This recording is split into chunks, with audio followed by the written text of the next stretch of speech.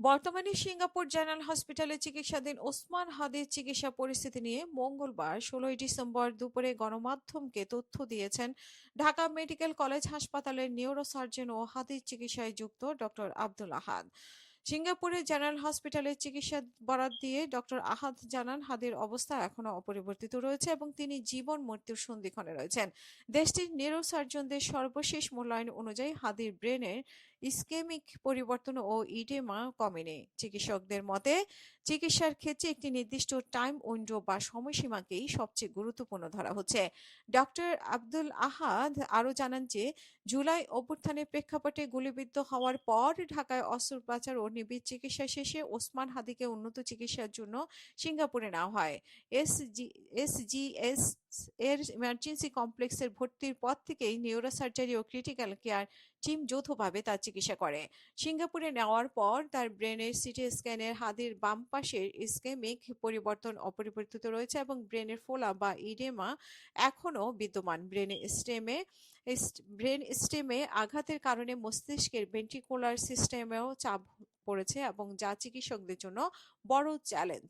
হাসপাতালে চিকিৎসকদের বরাত দিয়ে ডক্টর আহাদ জানান, বর্তমানে হাদির কিডনি, হৃদযন্ত্র ও ফুসফুস কৃত্রিম ভেন্টিলেশনের সহায়তায় সচ্ছল রাখা হয়েছে।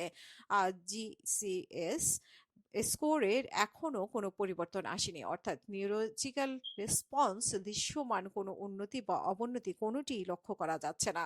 চিকিৎসকদের মতে এই পর্যায়ে সবচেয়ে গুরুত্বপূর্ণ হলো সময়। ব্রেন ইনজুরির ক্ষেত্রে একটি নির্দিষ্ট টাইম উইন্ডো থাকে যার মধ্যে শরীর ইতিবাচক সাড়া দিলে পরবর্তী অবস্থার সম্ভাবনা তৈরি হয়। সেই সময়সীমার মধ্যেই হাদির শরীর কোনো পরিবর্তনের ইঙ্গিত দেয় কিনা সেটি এখন চিকিৎসকদের নিবিড় নজরে রেখেছে। ডক্টর আহাদ আরও জানান যে হাদির ফুসফুসে সর্বশেষ সিটি স্ক্যানের আগের মতোই রক্তের উপস্থিতি দেখা গেছে। এই কারণে বাংলাদেশে থাকা অবস্থায় তার বুকে চেস্ট ডেন্ট দেওয়া হয়েছিল। সিঙ্গাপুরেও সেই জটিলতায় মাথায় রেখেই শ্বাস-প্রশ্বাস ব্যবস্থা চলমান রয়েছে। এদিকে সামাজিক যোগাযোগ মাধ্যমে ছড়িয়ে পড়া নানা দাবিকে নাকচ করে দিয়েছেন চিকিৎসকরা।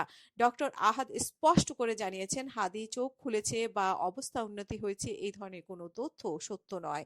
তার অবস্থা এখনো স্ট্যাটিক এবং আগের জায়গায় রয়েছে এবং তার জ্ঞান ফিরে আসার সম্ভাবনা প্রসঙ্গে চিকিৎসকরা এখনো কোনো নিশ্চিত পূর্বাভাস দিতে পারছে না।